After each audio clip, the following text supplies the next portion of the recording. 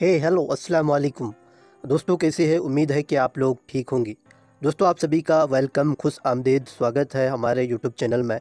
आपको इस चैनल में उर्दू से रिलेटेड सारा क्लास और ग्रामर का जितना भी टॉपिक है आप इस चैनल में देख सकते हैं। यदि आप अभी तक चैनल को सब्सक्राइब नहीं किए हैं तो चैनल को सब्सक्राइब कीजिए और बेल आइकन को भी प्रेस कीजिए ताकि आने वाले हर वीडियो का नोटिफिकेशन आपको टाइम टू टाइम मिलता रहे। और वीडियो को लाइक शेयर कमेंट्स ज़रूर कीजिएगा ताकि हमें भी एक मोटिवेशन मिले न्यू वीडियोस बनाने के लिए। दोस्तों आज की इस क्लास में हम लोग ज़मीर की किस्में पढ़ेंगे। इससे पहले कवायद का 6 लेक्चर यानी 6 क्लास को ऑलरेडी बना चुके हैं। यदि आप उस क्लास को नहीं देखे हैं तो ज़रूर देखिए, इसका लिंक आपको डिस्क्रिप्शन में दे दूंगा या आप चैनल को ओपन करके प्लेलिस्ट में जा कर के ग्रामर का क्लास को देख सकते हैं। यानी उर्दू ग्रामर का फर्स्ट टर्म एग्ज़ाम में जो जो टॉपिक पूछा जाएगा आपका क्लास 10 उर्दू कोर्स ए और कोर्स बी के जितने भी स्टूडेंट हैं सबके लिए ये क्लास बेनिफिशियल है। तो आज का ये क्लास ज़मीर की किस्में जो कि उर्दू कोर्स ए और कोर्स बी के फर्स्ट टर्म एग्ज़ाम में पूछे जाएंगे। तो आप लोग क्लास में शुरू से अंत तक बने रहिए। यदि आप अभी तक इस चैनल को सब्सक्राइब नहीं किए तो चैनल को सब्सक्राइब कीजिए और फेसबुक इंस्टाग्राम पेज को फॉलो कीजिए ताकि हमें भी एक मोटिवेशन मिले नई वीडियोज़ को बनाने के लिए। दोस्तों तो क्लास को शुरू करते हैं टाइम को वेस्ट किए हुए बिना। सबसे पहले हम लोग जानते हैं ज़मीर की किस्में। तो ज़मीर किसको कहते हैं? इंग्लिश में ज़मीर को हम लोग प्रोनाउन कहते हैं। क्या कहते हैं? प्रोनाउन कहते हैं या सर्वनाम कहते हैं हिंदी में। तो सबसे पहले हम लोग ज़मीर को जानते हैं यानी प्रोनाउन को जानते हैं। ज़मीर क्या होता है? इंग्लिश में उसे हम लोग प्रोनाउन कहते हैं यानी ये पार्ट ऑफ स्पीच का एक पार्ट है। क्या है? पार्ट है। तो सबसे पहले हम लोग प्रोनाउन को जानते हैं। इंग्लिश में जानते हैं, आपको उर्दू में भी समझ में आ जाएगा। प्रोनाउन जो है ये 2 वर्ड से मिलकर बना है, एक प्रो और दूसरा नाउन। कितना वर्ड? 2 वर्ड से मिलकर बना हुआ है। प्रो का मतलब होता है बदला और नाउन का मतलब होता है नाम, यानी नाम के बदला। ऐसा वर्ड जो नाम के बदले इस्तेमाल होता है यानी नाम के जगह इस्तेमाल होता है या नाम के बदले में इस्तेमाल होता है उसे ही क्या कहते हैं? प्रोनाउन कहते हैं। यानी नाउन के बदले में इस्तेमाल होता है, नाउन के जगह में इस्तेमाल होता है उसे ही प्रोनाउन कहते हैं। ऐसा वर्ड या ऐसा लफ्ज जो नाम की यानी नाउन के बदले में इस्तेमाल होता है उसे ही प्रोनाउन कहते हैं। सिंपली प्रो का मतलब बदला, नाउन का मतलब नाम, यानी नाम के बदले में इस्तेमाल होगा। तो अब हम लोग जान लेते हैं ज़मीर किसे कहते हैं उर्दू में। ज़मीर वह लफ्ज़ है जिसका इस्तेमाल इसम की जगह पर होता है। कहाँ? नाउन की जगह पर होता है, नाउन के प्लेस में होता है, उसे ही ज़मीर कहते हैं। कुछ लोगों ने इसे मारफा की किस्म लिखा है जो दुरुस्त नहीं है। यानी नीचे जो आप ज़मीर की किस्में पढ़ेंगे इसे कुछ कुछ किताब में मारफा की किस्में भी लिखा हुआ है जो कि दुरुस्त नहीं है। ये मुस्तक़ल लफ्ज़ की दूसरी किस्म है। इसकी 5 किस्में हैं, यानी प्रोनाउन की उर्दू में 5 किस्में लिखा हुआ है। वैसे तो बहुत सारे होती है लेकिन आपके उर्दू बुक में उर्दू ग्रामर के अकॉर्डिंग 5 किस्में, इंग्लिश ग्रामर में आप प्रोनाउन की 8 किस्में को पढ़ेंगे। समझे? तो हम लोग 5 के ही बारे में पढ़ेंगे क्योंकि हमारे उर्दू कवायद में ज़मीर की 5 किस्में दिया हुआ है। ज़मीर मीन्स प्रोनाउन की 5 किस्में दिया हुआ है। प्रोनाउन समझ में आया कि नहीं? जो नाउन के बदले में इस्तेमाल होता है यानी इसम के बदले में। नाउन को हम लोग इंग्लिश में, उर्दू में इसम कहते हैं। तो 5 किस्में क्या क्या है प्रोनाउन का? सबसे पहला है ज़मीर शख्सी। इसे इंग्लिश में क्या कहते हैं पता है आप लोग को? इसे कहते हैं पर्सनल प्रोनाउन। क्या कहते हैं? Personal pronoun, PERSONAL, personal pronoun. उसके बाद दूसरा है ज़मीर मौसूला। क्या है? ज़मीर मौसूला, इंग्लिश में उसे रिलेटिव प्रोनाउन कहते हैं। क्या कहते हैं? Relative pronoun. तीसरा है ज़मीर इशारा। ज़मीर इशारा को इंग्लिश में डेमोन्स्ट्रेटिव प्रोनाउन कहते हैं। क्या कहते हैं? डेमोन्स्ट्रेटिव प्रोनाउन कहते हैं। उसके बाद है ज़मीर सवालिया। ज़मीर सवालिया मीन्स इंट्रोगेटिव प्रोनाउन। क्या? इंट्रोगेटिव, जो सवाल के बदले में इस्तेमाल करते हैं उसे हम लोग क्या कहते हैं? इंट्रोगेटिव ही कहते हैं, इंट्रोगेटिव प्रोनाउन। 5 नंबर है ज़मीर तनकीरी। क्या है? ज़मीर तनकीरी, इसे इंग्लिश में इंडेफिनिट प्रोनाउन कहते हैं। एक एक को आप लोग लिख सकते हो इंग्लिश में भी, आपके लिए ये बहुत ही बेनिफिशियल क्लास है दोस्तों। तो ज़मीर तनकीरी को इंडेफिनिट प्रोनाउन कहते हैं। उसके बाद हम लोग जान लेते हैं पर्सनल प्रोनाउन यानी ज़मीर शख्सी किसे कहते हैं, क्योंकि ज़मीर शख्सी का आपको डेफिनेशन या इसका इस्तेमाल पूछा जा सकता है। यानी ज़मीर की किस्में जितने भी उर्दू के कोर्स बी और कोर्स ए के स्टूडेंट हैं वो समझ लो, उर्दू ग्रामर का पहला आपका जो एग्ज़ाम होने वाला है फर्स्ट टर्म का, इसमें पूछा जाएगा। तो ज़मीर शख्सी किसे कहते हैं इसको जान लेते हैं। ज़मीर शख्सी किसी शख्स या चीज़ के बदले इस्तेमाल होती है। किसके बदले में? किसी शख्स का मतलब किसी पर्सन, या चीज़ का मतलब कोई भी थिंग के बदले में इस्तेमाल होती है। यानी कोई भी पर्सन के बदले में या कोई भी चीज़ के बदले में इस्तेमाल होती है, उसे क्या कहते हैं? पर्सनल प्रोनाउन या ज़मीर शख्सी कहते हैं। जैसे आपको इसके बारे में डिटेयली जानने के लिए हम बताएंगे, आपको इंग्लिश में भी बताएंगे। शख्स के एतबार से इनकी 3 सूरतें, यानी प्रोनाउन की हम लोग 3 और शक्लें पढ़े हैं। जैसे फर्स्ट पर्सन पढ़े हो ना आप लोग, फर्स्ट पर्सन, उसके बाद सेकंड पर्सन, उसके बाद थर्ड पर्सन। तो ये सारे हम लोग पढ़ चुके हैं इंग्लिश ग्रामर में, फर्स्ट पर्सन, सेकंड पर्सन और थर्ड पर्सन। फर्स्ट पर्सन का मीनिंग क्या होता है? जो प्रेजेंट रहता है, जो प्रेजेंट रहता है। सेकंड पर्सन का मतलब यानी जिसके बारे में हम बोल रहे हैं। थर्ड पर्सन का मतलब जो वहाँ प्रेजेंट नहीं है, जो वहाँ से गायब है, उसे क्या कहते हैं? Third person. उर्दू में क्या कहते हैं फर्स्ट पर्सन को? फर्स्ट पर्सन को उर्दू में मुतकल्लिम कहते हैं। क्या कहते हैं? मुतकल्लिम कहते हैं, यानी बात करने वाला, जो बात करता है। फर्स्ट पर्सन का मतलब जो बात करता है। उसके बाद आपका सेकंड पर्सन को हाजिर कहते हैं। क्या कहते हैं? हाजिर। हाजिर का मीनिंग होता है सुनने वाला। क्या? सुनने वाला, यानी सेकंड पर्सन। समझे? सुनने वाला को क्या कहते हैं? सेकंड पर्सन, और उर्दू में उसे हाजिर कहते हैं। और थर्ड पर्सन को हम लोग गायब कहते हैं, जो प्रेजेंट नहीं है, क्या, जो वहाँ मौजूद नहीं है। तो पर्सनल प्रोनाउन यानी ज़मीर शख्सी को हम लोग first person, second person, third person यानी मुतकल्लिम, हाजिर, गायब में डिवाइड किए। फर्स्ट पर्सन, सेकंड पर्सन और थर्ड पर्सन। तो फर्स्ट पर्सन का सिंगुलर, जिसे हम लोग उर्दू में वाहिद कहते हैं। उसके बाद उसका प्लूरल भी होता है, जिसे हम लोग जमा कहते हैं। तो फर्स्ट पर्सन का सिंगुलर क्या होता है? आई, यानी मैं। उसके बाद फर्स्ट पर्सन का प्लूरल क्या होता है? वी मीन्स हम लोग या हम। इसका इस्तेमाल कभी वाहिद के लिए भी होता है, हम का इस्तेमाल कभी कभी हम लोग वाहिद के लिए भी करते हैं। समझे? वी क्या है? फर्स्ट पर्सन प्लूरल है, यानी जमा है। उसके बाद हाजिर। हाजिर का मतलब सेकंड पर्सन। सेकंड पर्सन क्या है? यू। यू को हम लोग तो भी बोलते हैं, या तुम बोलते हैं, या आप बोलते हैं। इसका इस्तेमाल भी कभी वाहिद हाजिर की जगह होता है। समझे आप लोग? तुम का इस्तेमाल हम लोग वाहिद के लिए भी इस्तेमाल करते हैं, यानी सिंगुलर के लिए भी यूज़ करते हैं और प्लूरल के लिए भी यूज़ करते हैं। तो सेकंड पर्सन क्या है? You. Second person singular you और उसका प्लूरल भी यू। सिंगुलर मीन्स वाहिद, प्लूरल मीन्स जमा। उसके बाद गायब। गायब का मतलब थर्ड पर्सन। थर्ड पर्सन में क्या होता है? ही, सी, इट नेम होता है कि नहीं?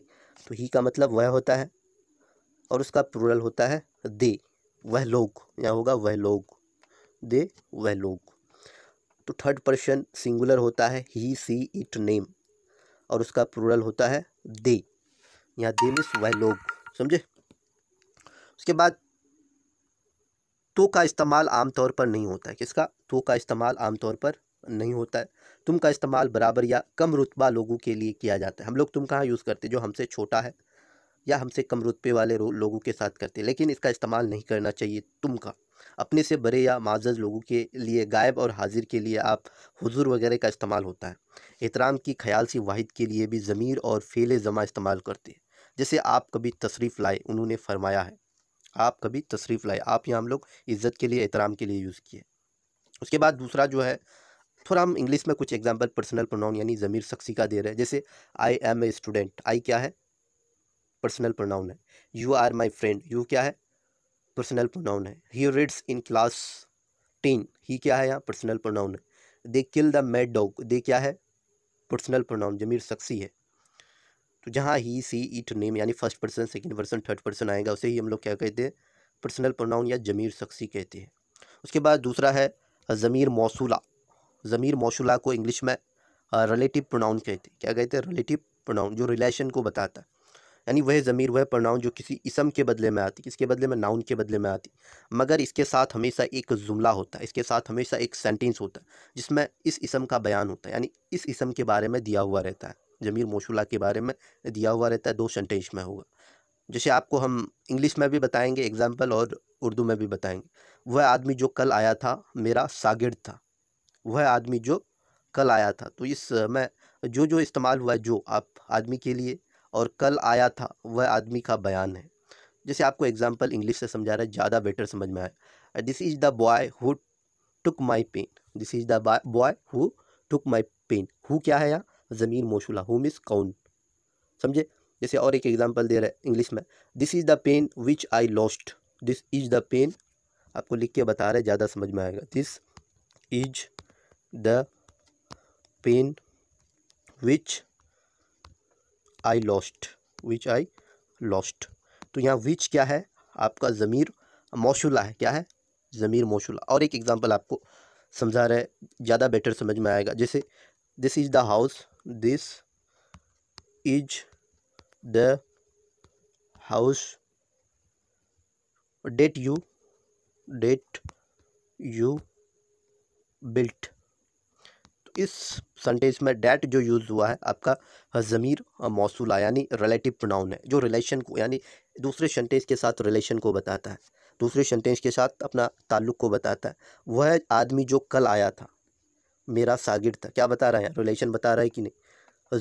जो मिस यहाँ जो इस्तेमाल हुआ है ज़मीर मौसूला, समझे।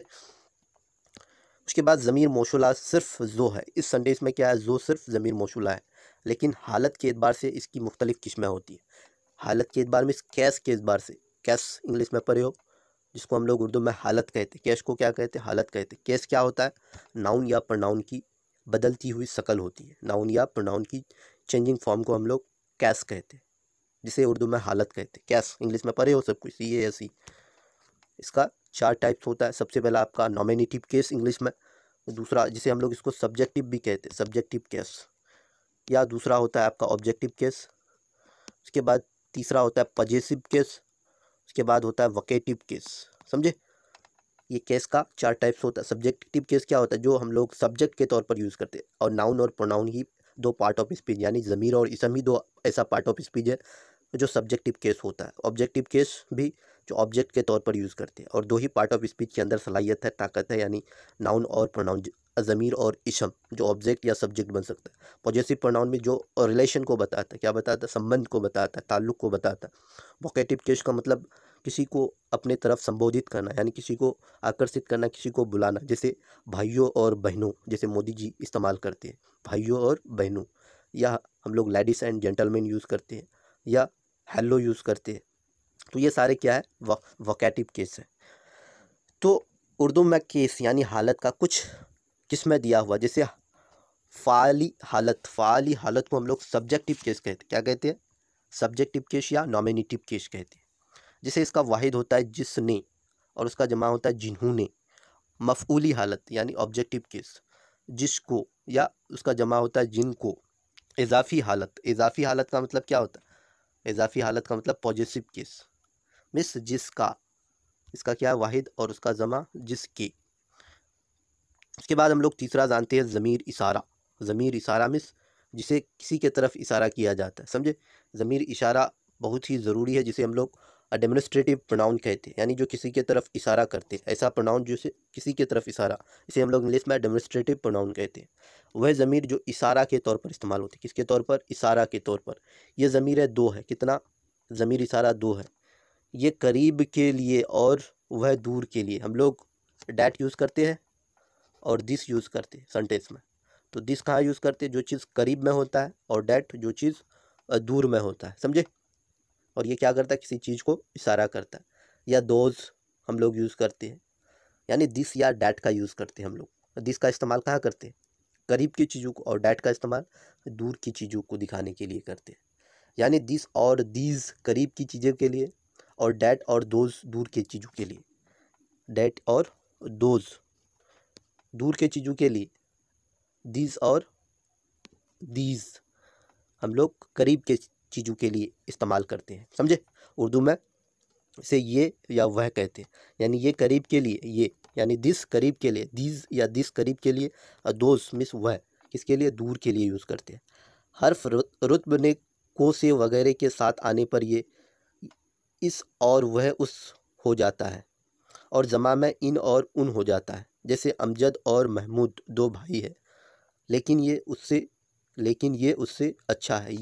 ये क्या है, यहाँ आपका ज़मीर इशारा है। ज़मीर मौसूला को उर्दू के कुछ कवायद नोइस इसम मौसूल भी कहते हैं, यानी कुछ कवायद लिखने वाला ज़मीर मौसूला को इसम मौसूल भी कहते हैं, और इसे मार्फा की एक किस्म भी कहते हैं, और ज़मीर की किस्म भी है।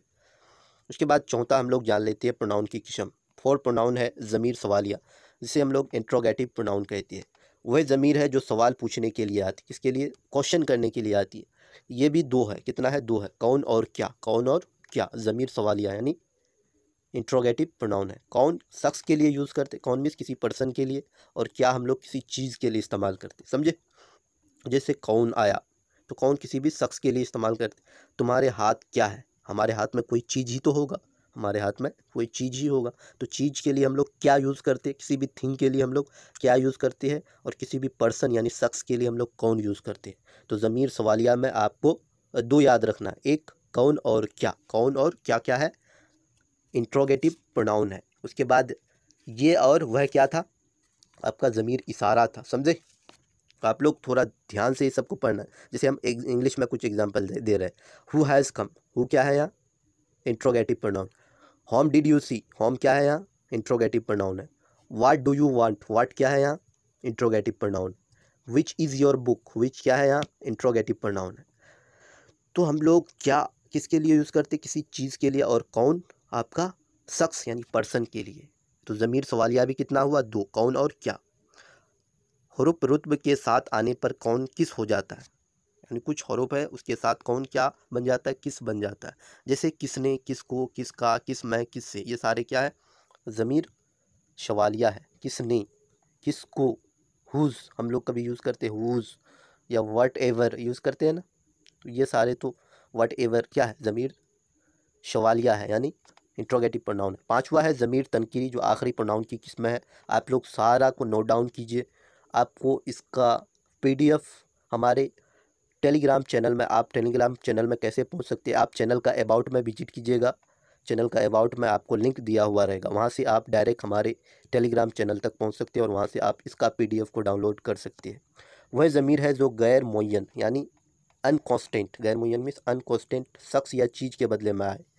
जो शख्स फिक्स्ड या चीज़ फिक्स्ड नहीं है उसके बदले में इस्तेमाल आए। ये भी 2 है, कोई शख्स के लिए और कुछ चीज़ों के लिए। कोई हम लोग किसके लिए यूज़ करते हैं, शख्स के लिए। कोई, एनी हम लोग किसके लिए यूज़ करते हैं, कोई हम लोग किसी पर्सन के लिए यूज़ करते हैं, और कुछ किसी चीज़ को दिखाने के लिए करते हैं। ये 2 है, कोई और एनी मिस कोई, और कुछ मिस सम, समथिंग।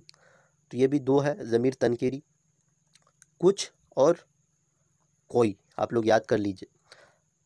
हर्फ रुत्ब के साथ आने पर कोई किस से बदल जाती है, यानी किस से बदल जाती। कुछ का इस्तेमाल कभी शख्स के लिए भी होता है, कुछ हम लोग बोलते कुछ आदमी वहाँ थे। तो बाज़ और बाज़े भी ज़मीर तनकीरी का काम करते हैं। तो ज़मीर तनकीरी 2 हुआ, कोई या कुछ। कुछ का कुछ बदली हुई शक्ल होगा, किस यानी कोई किसी से। तो ये सारे ज़मीर की किस्में थे आज की इस क्लास में। तो कुछ सवाल दिया हुआ है, ज़मीर की कितनी किस्में, हर एक का नाम लिखो। तो ज़मीर की 5 किस्में, हर एक का नाम आपको बताना है।